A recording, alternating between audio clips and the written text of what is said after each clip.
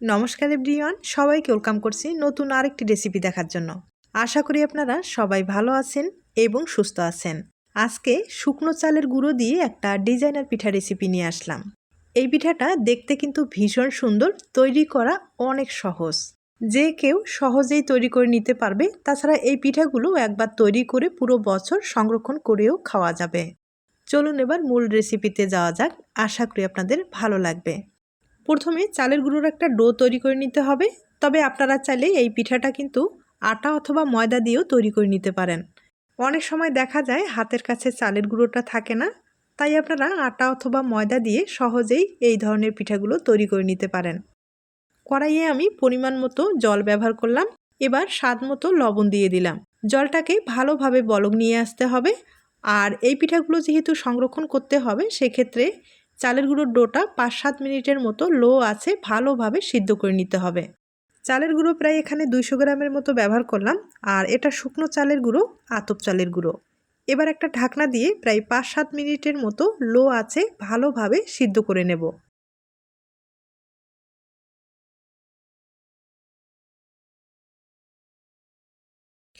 এবার আমি নেড়ে চেড়ে একটা ডো তৈরি করে নেব।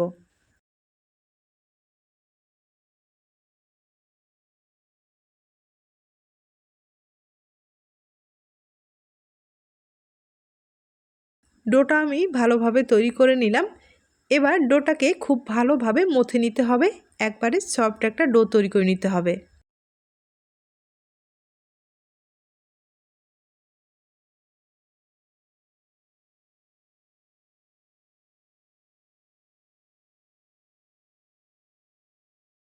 ডোটা আমি খুব ভালোভাবে তৈরি করে নিলাম। এবার পিঠার ডিজাইনটা তৈরি করে দেখিয়ে দিচ্ছি। আমি আগে থেকে কয়েকটা পিঠা তৈরি করে রেখেছি, এরপরে আপনাদের একটা পিঠার ডিজাইন তৈরি করে দেখিয়ে দিচ্ছি। আমি ছোট্ট একটা লিচি কেটে নিলাম আর বেলে নিচ্ছি। যতটুকু সম্ভব পাতলা করে বেলে নিতে হবে। আর এই পিঠাগুলো যেহেতু সংরক্ষণ করতে হবে, পাতলা করেই বেলে নিতে হবে। এবার একটা প্লাস্টিকের ঢাকনা দিয়ে গোল করে কেটে নিব। তবে এই পিঠাটা আপনারা চাইলে ছোট বড় করে তৈরি করে নিতে পারেন।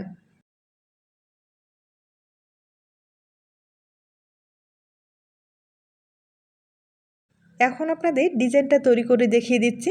আর ডিজাইনটা তৈরি করার ক্ষেত্রে শন লাগবে। আমি একটা শনের সাহায্যে ডিজাইনটা তৈরি করে নিচ্ছি। আর এই ডিজাইনটা দেখতে অসাধারণ। আপনারা চাইলে কম সময়ে ঝামেলা ছাড়া এই ডিজাইনটা তৈরি করে নিতে পারেন।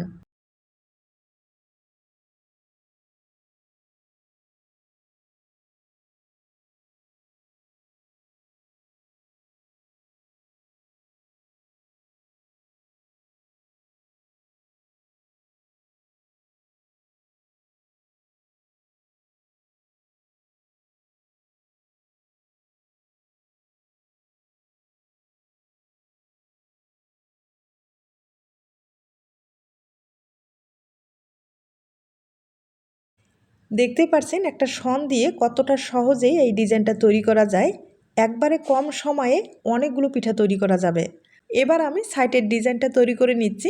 আপনারা এই পিঠাটা যদি সংরক্ষণ করতে চান, সেক্ষেত্রে কিন্তু পিঠাগুলো তৈরি করার পরে একটু ভাপিয়ে নিতে হবে।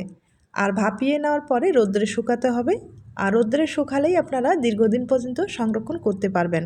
পিঠা কিন্তু আমরা কম বেশি সবাই পছন্দ করি, তবে সময়ের অভাবে অনেক সময় পিঠা তৈরি করা হয় না। তবে একটু সময় বের করে এই ধরনের পিঠাগুলো যদি তৈরি করা হয়, তাহলে কিন্তু পুরো বছর সংরক্ষণ করে খাওয়া যায়।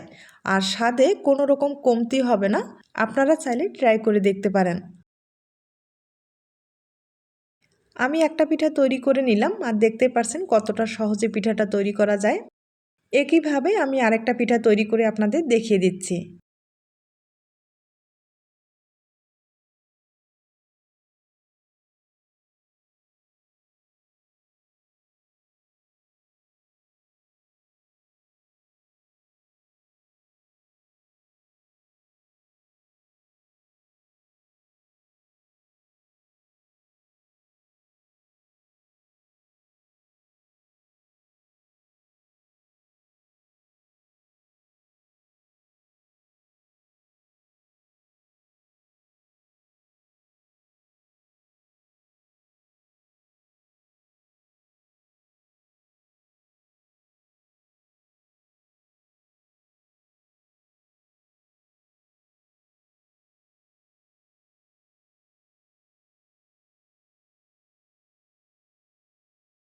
আমি 2টা পিঠা তৈরি করে দেখিয়ে দিলাম, আর দেখতেই পারছেন পিঠাটা কতটা সুন্দর হয়েছে।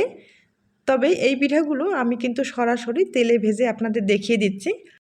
আর সংরক্ষণের প্রসেসটা তো বলেই দিলাম, আপনারা যদি সংরক্ষণ করতে চান তাহলে কিন্তু এই পদ্ধতিতে সংরক্ষণ করতে পারেন। আর আমি একবারে তেলে ভেজে আপনাদের দেখিয়ে দিচ্ছি। আর যেহেতু চালের গুঁড়োর এগুলো পিঠা, একবারে লাল লাল করে মানে মুচমুচে করে ভেজে নিতে হবে। তবে একটু সময় নিয়ে কিন্তু উল্টে পাল্টে একবারে মুচমুচে করেই ভেজে নিব। আমার এই পিঠার রেসিপিগুলো আপনাদের কাছে যদি ভালো লেগে থাকে, আমার চ্যানেলে অনেক ধরনের পিঠার রেসিপি দেওয়া আছে, আপনারা চাইলে একবার হলেও চ্যানেলটি ভিজিট করতে পারেন। আর আপনার মূল্যবান মতামত অবশ্যই কমেন্টে জানিয়ে দিতে পারেন।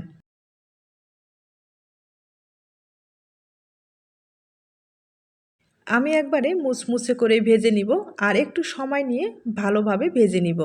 ভেজে নেওয়ার পরে আপনারা যদি মিষ্টিটা পছন্দ করেন সেক্ষেত্রে কিন্তু গুড়ের শিরা অথবা চিনির শিরা তৈরি করে পিঠাগুলোর উপরে ছড়িয়ে দিলে পিঠাটা খেতে ভালো লাগবে। আর যারা মিষ্টি পছন্দ করেন না তারা কিন্তু এভাবেই খেতে পারেন।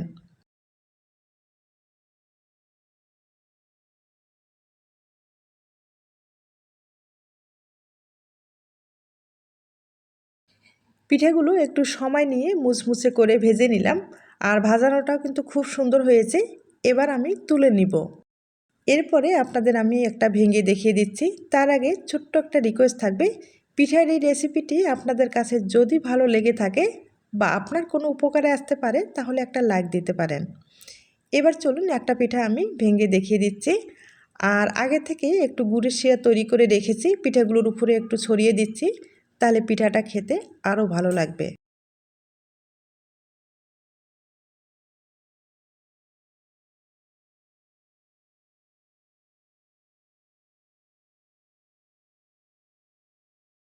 এবার আমি একটা পিঠা ভেঙে দেখিয়ে দিচ্ছি।